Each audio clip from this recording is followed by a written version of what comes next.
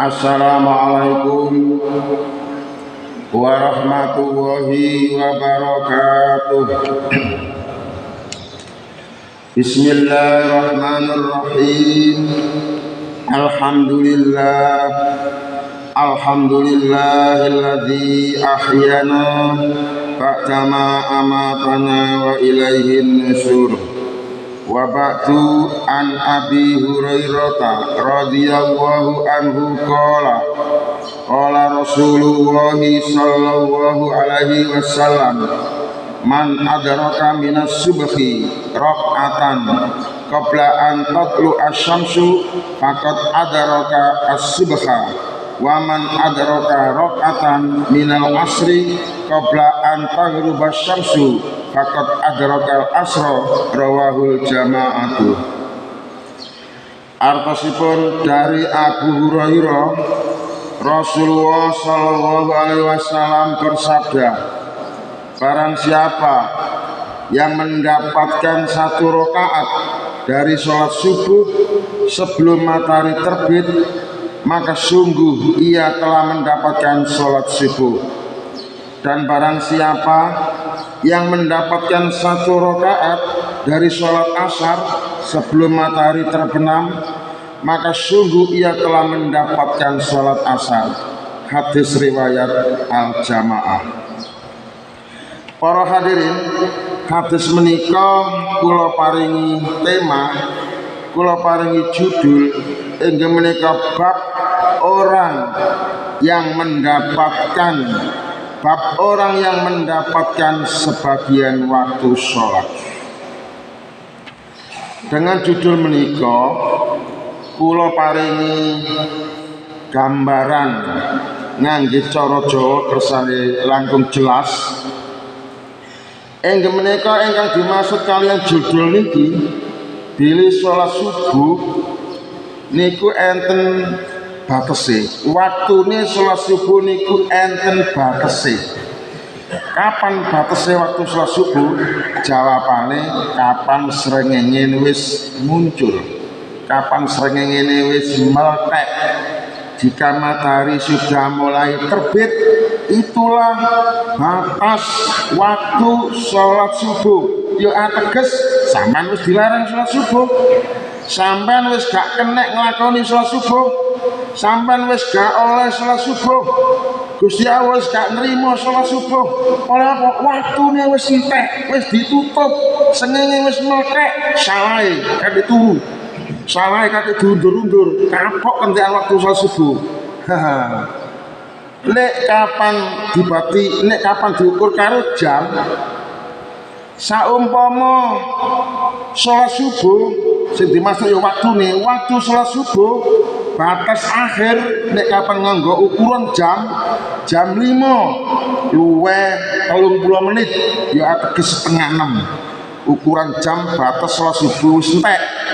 Berarti nek kapan wis jam 5 luwih 30 menit waktune sholat subuh wis entek, wis sampean kena perkara nek kapan kate nyebal sholat subuh jam-jam sakmono. Tak baleni meneh digambarno cara ukuran waktu batas sholat subuh itu adalah jam 5 lebih 30 menit. Banjur jam 5 luwih 29 menit dadak sampean kok gek sholat subuh oleh sak rakaat Allahu Akbar, selesai satu rakaat sholat subuh sampean kerjakno jam 5 luwih 29 menit. Mari ngono rakaat kedua selesai sampean kerjakan kok pada jam 5 luwih 31 menit. Monggo iki ateges rakaat pertama sampean kerjakan pada menit di mana waktu sholat subuh masih ada, dan rakaat kedua sampean kerjakan pada menit jam 5 lebih 31 menit. Berarti yang rakaat kedua itu dikerjakan di luar waktu sholat subuh. Maka dalam kondisi yang seperti ini, rakaat yang kedua meskipun dikerjakan di luar waktunya, tapi itu masih dianggap sebagai sholat yang sah, sholat yang sempurna. Waktu yang di luar tadi katut pada waktu yang ada di dalam waktunya, dan itulah yang disebut orang yang mendapatkan sebagian waktu sholat.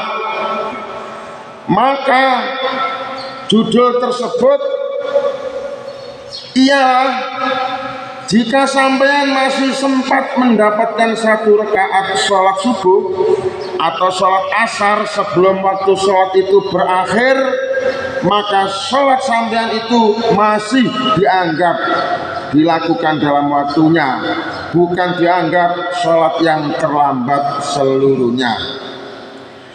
Contoh waktu sholat subuh berakhir pada pukul 5:30, lalu pada pukul 5:29 sampean kok baru mulai sholat subuh dapat satu rakaat, maka satu rakaat itu masih dikerjakan dalam waktu subuh.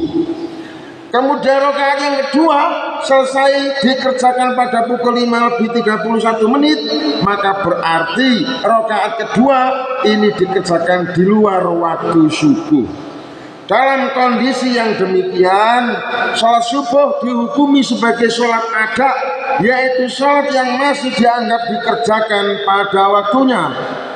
Jadi satu rakaat yang dikerjakan masih dalam waktunya, dan rakaat berikutnya yang dikerjakan ialah dikerjakan di luar waktunya, itu masih dianggap sebagai sholat yang dikerjakan pada waktunya. Selanjutnya contoh sholat asar.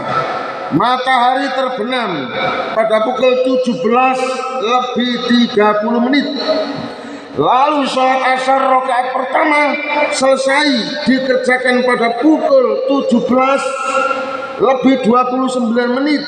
Rakaat kedua, rakaat ketiga, rakaat keempat selesai setelah pukul 17:30, maka sholat asar tersebut tetap dianggap mendapatkan waktunya berdasarkan hadis, barang siapa yang mendapatkan satu rakaat dari sholat asar sebelum matahari terbenam, maka ia telah mendapatkan sholat asar.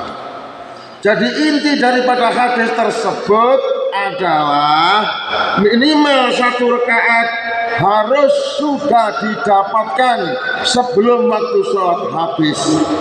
Kalau baru takbir atau baru setengah rakaat lalu waktu habis, maka belum dianggap mendapatkan satu rakaat menurut hadis ini.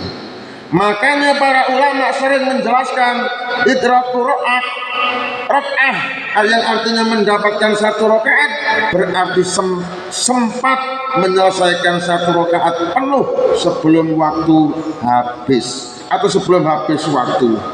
Itulah yang dimaksud hadis orang yang mendapatkan sebagian waktu sholat.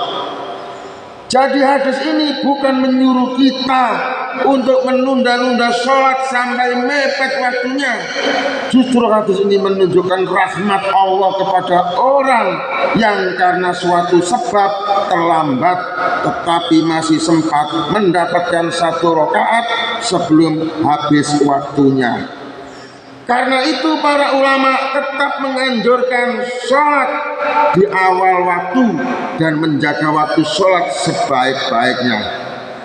Hadis ini menjelaskan bahwa seorang yang masih sempat mendapatkan satu rakaat sholat sebelum berakhirnya waktu sholat, maka ia dianggap telah mendapatkan sholat tersebut pada waktunya. Setelah itu ia wajib menyempurnakan rakaat yang tersisa.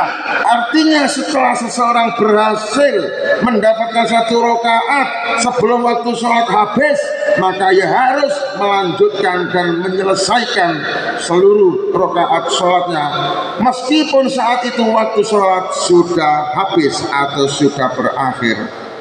Hadis ini mengajarkan pentingnya menjaga waktu sholat dan tidak menunda-nundanya sampai atau tanpa alasan yang dibenarkan. Kesimpulannya, seseorang yang mendapatkan satu rakaat sebelum habis waktu sholat dianggap masih mendapatkan sholat tersebut pada waktunya. dan wajib menyempurnakan rakaat yang tersisa. Oleh karena itu setiap orang Islam harus menjaga waktu sholat dengan sebaik-baiknya. Jangan sampai menunda-nunda waktu sholat hingga mepet waktunya hanya karena terkalahkan dengan urusan dunia. Jadi orang Islam yang paling hebat ya sampean-sampean iki iso jaga waktu iki tegese wae salat subuh tangi re masjid jamaah. Iki jenenge iso jaga waktu. Sing gak iso jaga waktu ya sing salat ndok omah iku lho. Turu masih ngadeli sik turu. Terus gak dipentingnya sembahyange, akhirnya waktu entek tertunda-tunda mergo turu sampai senging meledak perkara kapok. Kapan dirubah mindset ya sampai mati ya ngono terus.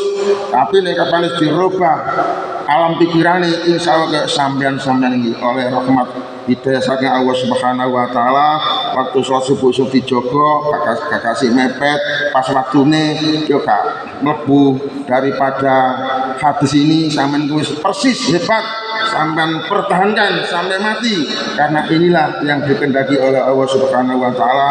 Mudah-mudahan bisa demikian, amin Allahumma amin. Sekian ihdinas siratal mustaqim. Wassalamualaikum warahmatullahi wabarakatuh.